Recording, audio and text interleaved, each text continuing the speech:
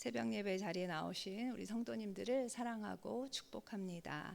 옆에 계신 분들과 평화 인사 나누시겠습니다. 평화를 빕니다. 평화를 빕니다. 평화를 빕니다. 오늘은 우리를 향하신 하나님의 뜻이라는 제목으로 골로새서의 마지막 장을 함께 나누려고 합니다. 이미 알고 계시겠지만 골로새서의 배경을 잠시 다시 한번 살펴보면 바울은 에바브라를 통해서 골로새 지역에 만연해 있는 각종 이단 사상이 교회에 침투하여서 예수 그리스도에 대한 잘못된 지식을 전파하고 있다는 소식을 듣고 그들이 골로새 교회의 교인들이 그 잘못된 가르침을 물리치고 견고한 신앙을 가질 수 있도록 지금 이 편지를 쓰고 있습니다.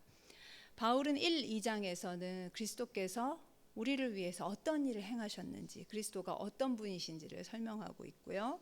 3, 4장에서는 믿는 사람들이 어떻게 살아야 하는지 그 실천 덕목에 대해서 기록하고 있습니다.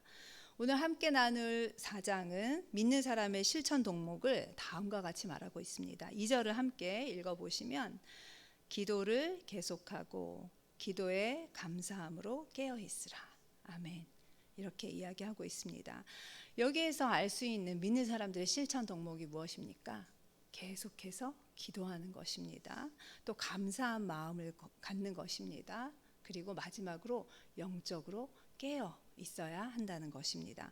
그런데 사실상 첫 번째 실천 덕목인 기도를 계속하면 감사한 마음 갖게 되죠. 그리고 영적으로 깨어 있게 됩니다.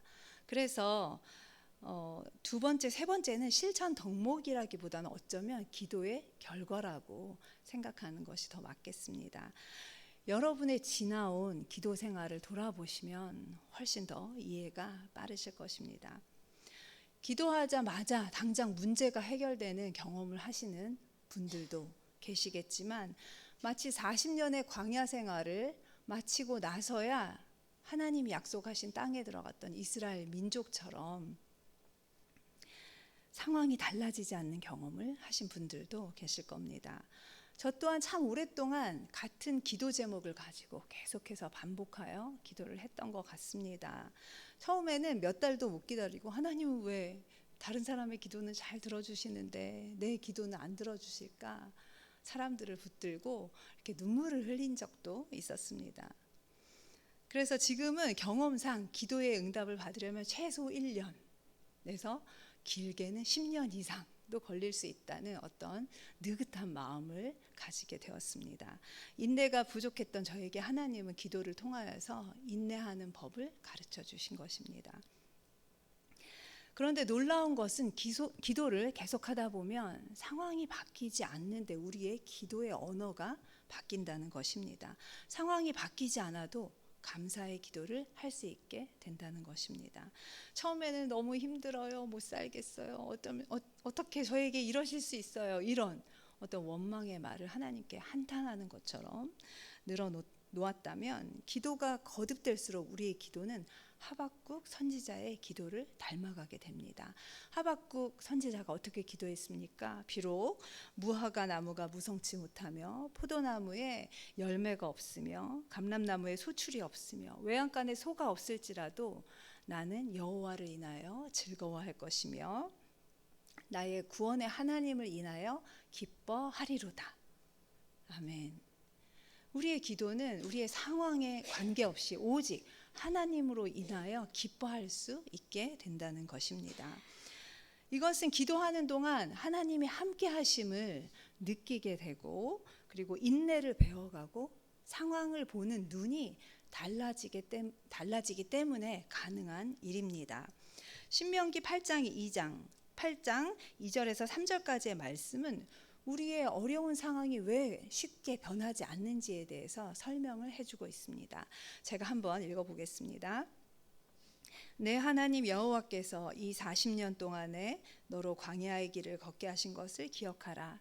이는 너를 낮추시며 너를 시험하사 내 마음이 어떠한지 그 명령을 지키는지 아니 지키는지 알려 하심이라.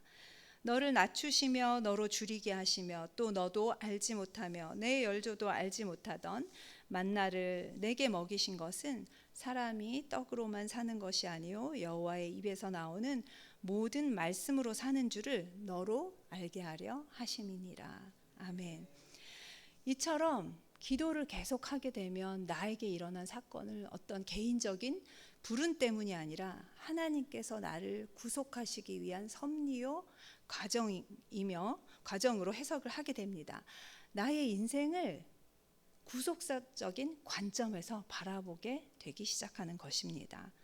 만약 우리의 인생에 일어난 일을 도저히 이해할 수 없다면 우리의 인생을 성경에서 일어났던 하나님의 구원 사역과 연관지어서 바라보기 시작하십시오. 그렇게 한다면 이해할 수 없었던 우리의 인생을 이해할 수 있게 되고 원망과 불평, 상처에서 벗어나 감사로 나아갈 수 있게 될 것입니다. 성경의 인물 중에 어떤 인물이 이런 모습을 보였을까요? 요셉이 그랬습니다.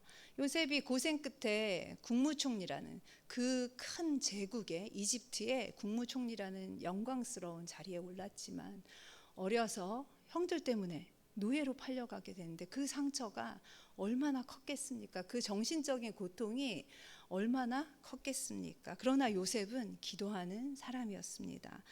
기도를 통해서 아프고 고통스럽던 그 시절 하나님께 더 가까이 나아갈 수 있었습니다. 그래서 자신의 인생을 그저 불행한 인생으로 바라보는 것이 아니라 온 우주를 통치하시는 하나님의 섭리를 볼 수 있는 영적인 안목으로 바라보기 시작한 것입니다.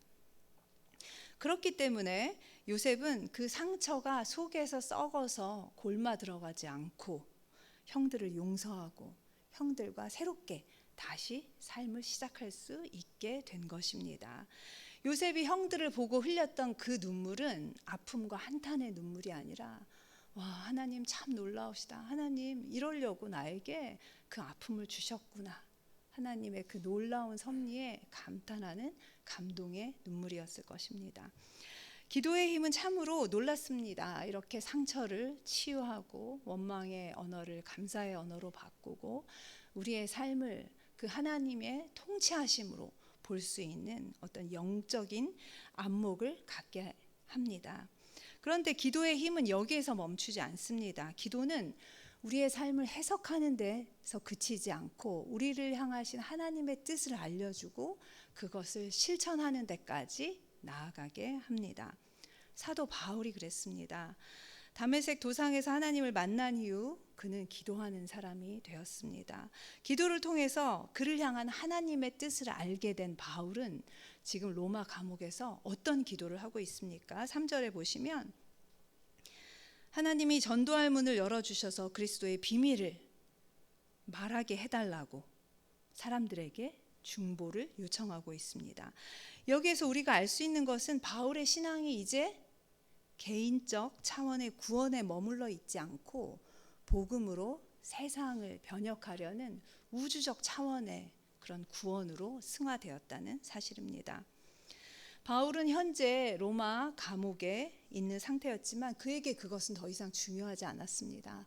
그가 감옥 안에 있든지 감옥 밖에 있든지 죽든지 살든지 오직 그를 향하신 하나님의 뜻인 전도의 사명을 이루는 것이 그에게 가장 중요한 기도 제목이 되었습니다.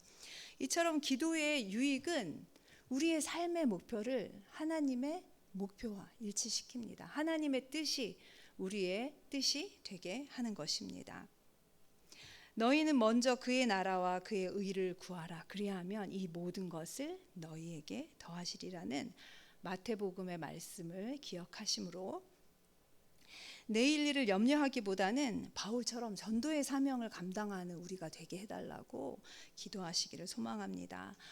하나님을 모르는 사람들에게 어떻게 하나님을 전할 수 있는지 그 기회를 얻을 수 있는 지혜를 달라고 구하시고 우리가 하는 말이 하나님을 모르는 사람들에게도 은혜를 끼치고 또 그들의 삶을 더 만나고 살만하게 만드는 소금과 같은 말이 될 수 있도록 기도하는 우리 모두가 되길 소망합니다. 기도하겠습니다.